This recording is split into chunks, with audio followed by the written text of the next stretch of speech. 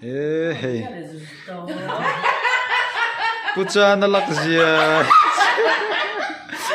chuan thar nei tu pa hey a mei te o a mei te o e thom na thar a lei saka hey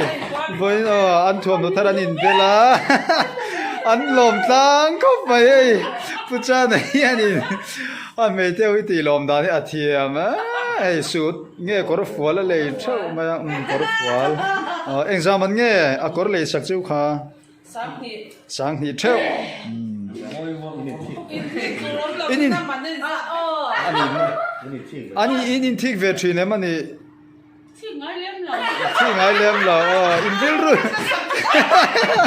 in vil ru man chae mem ti chuang don lo ani lo egi ti don lo hey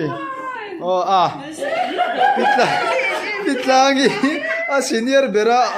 a junior beri chu zak deu tat me he kalsona tunge puchan tunge nei masak ber mo a tu hi nei masak ber chuan adota chuan a pathum na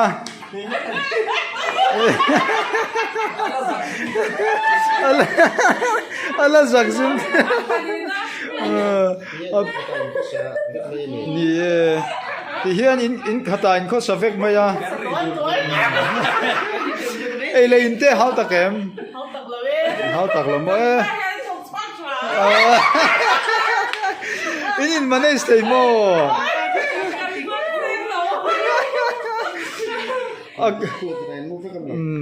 nia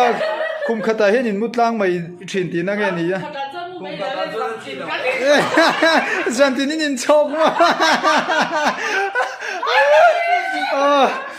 try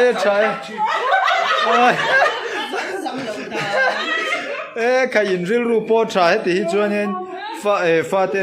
te tan po en ton tlak in ni vek in kan ring tlat puchana kan lo lenga biang biak na hun min pe kan lo me on in fa te khong an om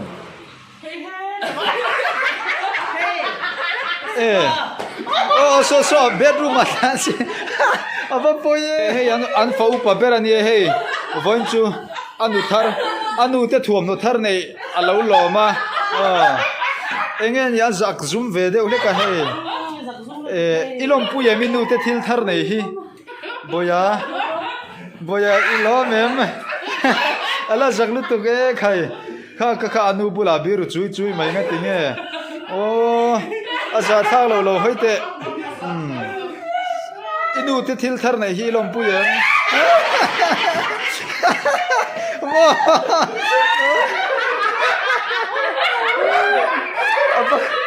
apa zakzum be adu pe na biru tat me ake te khaleng but zel don lo aza hi chuna ke te hi leng but thin an tiam enge